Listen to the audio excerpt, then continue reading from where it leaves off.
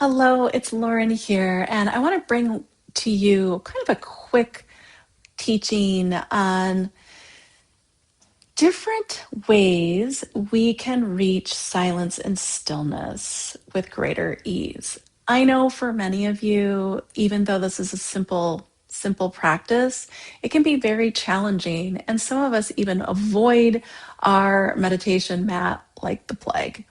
So I hope that these suggestions might be a helpful assistance in getting ourselves quieter in the mind, in the body, in the heart. And we're going to do this through the body, through our tactile sense.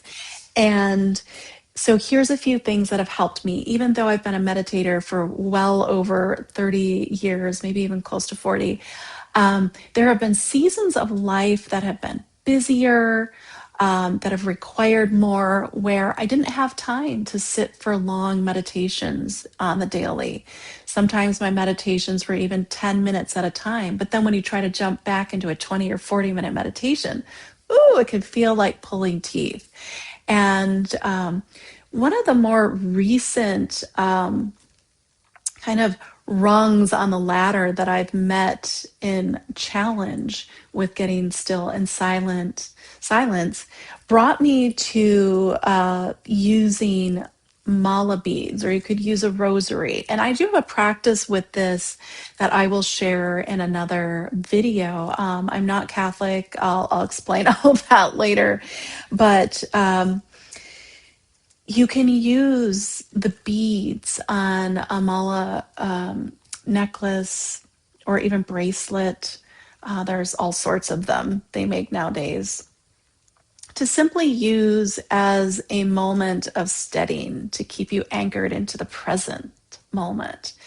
So with this, I might use my in breath and out breath for one bead. I might use a mantra for one bead until I move to the next, to the next, to the next.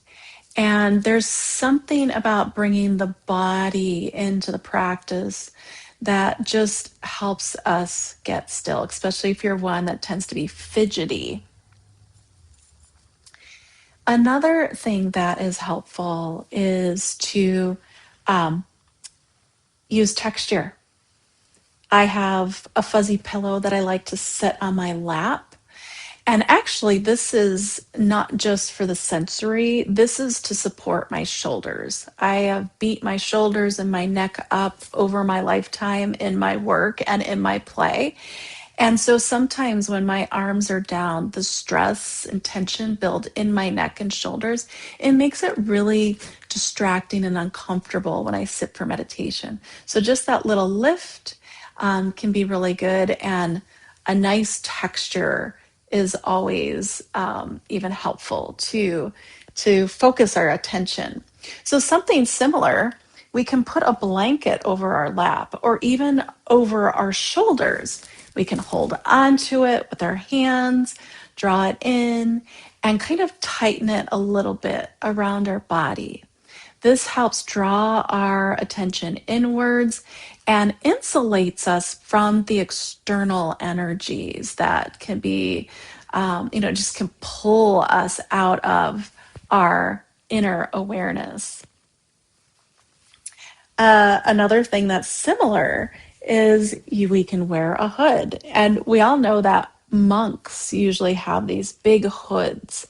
And I actually started doing this recently only by chance. I happen to have a couple sweatshirts with these really enormous hoods. They even kind of go over my eyes. I was like, oh my gosh, this is really nice for meditation. And again, it's the same thing. It sort of insulates us from the exterior so we can focus on the interior space. And it also makes me think of kids that walk around, in school or out in the community, and they're kind of like hunkered down and they've got their hood up and they don't really want to be seen.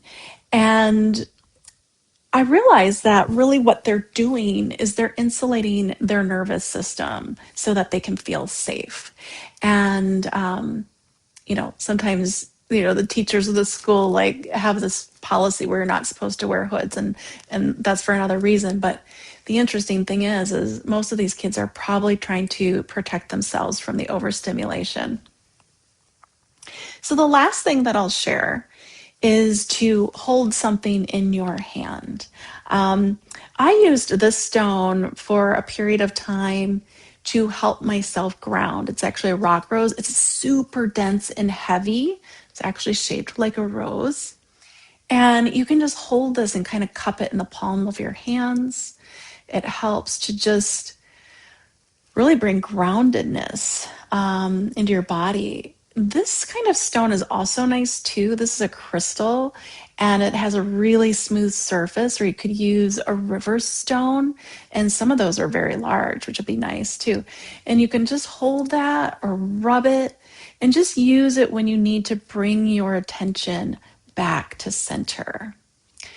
So those are just a few things, and I will always bring more in-depth teachings to help support our practice of silence and silent prayer, because it is such a foundational practice in monastica, so that we can continue to abide in God with ease and really soften ourselves around all those external distractions.